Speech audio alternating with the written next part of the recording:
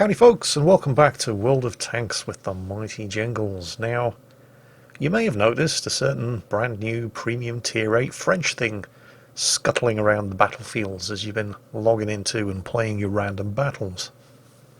Gianism here, at least I think that's how you pronounce his name, or maybe it's Gianism, has got himself one.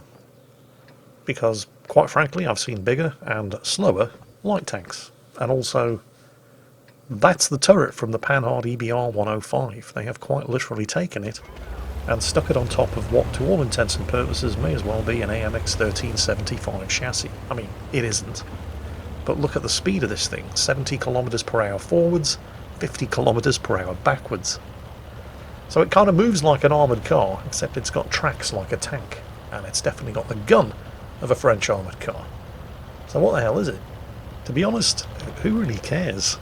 I mean, the fact that it has tracks instead of wheels like an armoured car does mean that while highly mobile, its mobility can be brought to a very sudden halt in a way that just doesn't happen with armoured cars, because unless you blow every single wheel off, those little bastards just don't stop.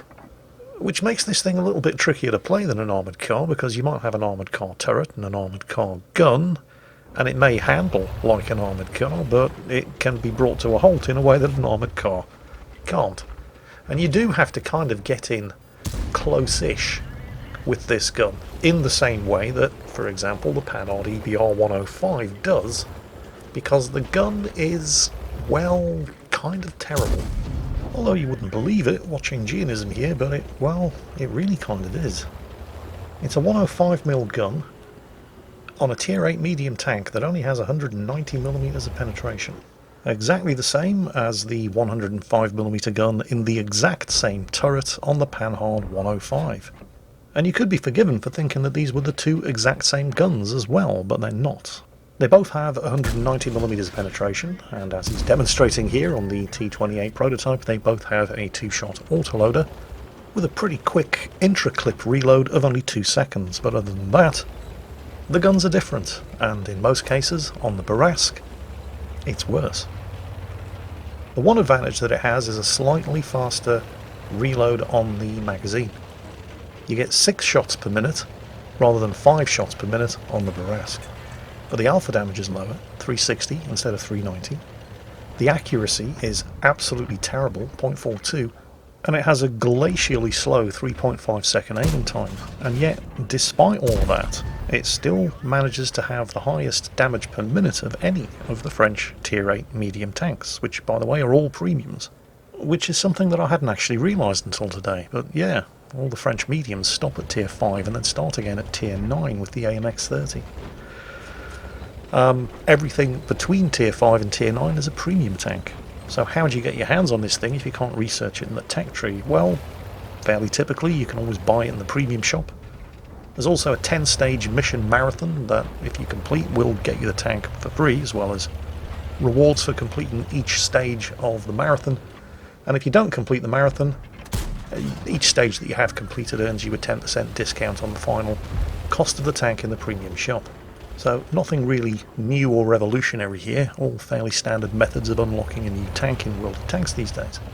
But however you do eventually manage to get your hands on this thing, once you do, you'll find that you've got what is essentially an armoured car on tracks rather than wheels, with a gun that is superficially similar to the 105mm gun on the Panhard EBR-105, except inferior in almost all respects other than damage per minute, where it enjoys only a very slight advantage. None of that means that this is a bad machine, of course. I mean, Gianism is definitely making it work for him. Even while his team is collapsing around him, he is racking up the kills. But he's not playing it like an armoured car, because it's not an armoured car. Typically, something like the Panhard EBR-105 will be zooming around in the open, relying on the fact that even if you hit it in the suspension, it's next to impossible to stop those little bastards. That's not something that you can say about an actual tank, which is very easy to bring to a crashing halt. Just shoot it in the tracks. But that doesn't mean he's not using the armoured car-like mobility of this thing. He absolutely is, but he's using it to move from cover to cover, from concealment to concealment, in order to make opportunities for him to get that 2-shot autoloader working and then back into cover before anybody can do anything about it. just like a light tank would. Except this isn't a light tank. Well, it kind of is. I mean, it says a medium tank on the box, but really? This is a light tank in all but name, and definitely should be played as such. I mean, it only has 40mm of armour. Technically, I suppose it's better armoured than a Panhard 105, because in the places where a Panhard 105 has 16mm of armour, this thing has, wait for it, 20.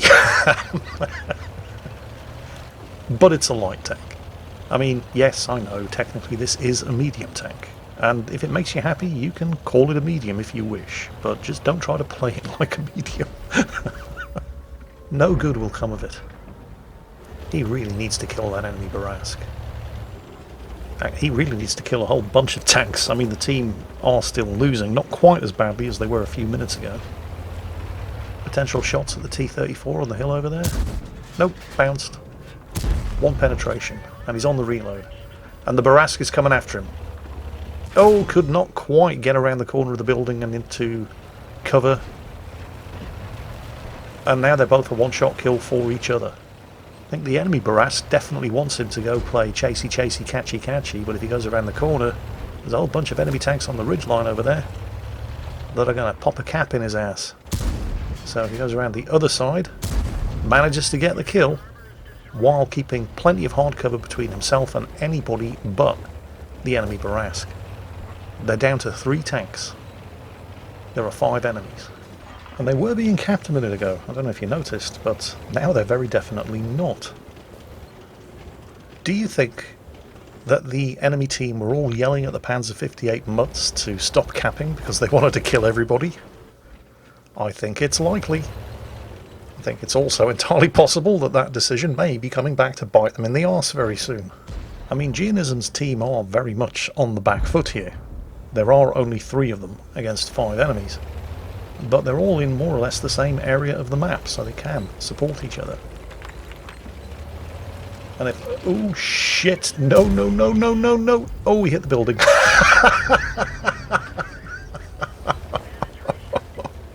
I think Geonism saw his life flashing before his eyes there as the SU-130 popped out, but he managed to bollocks up the shot.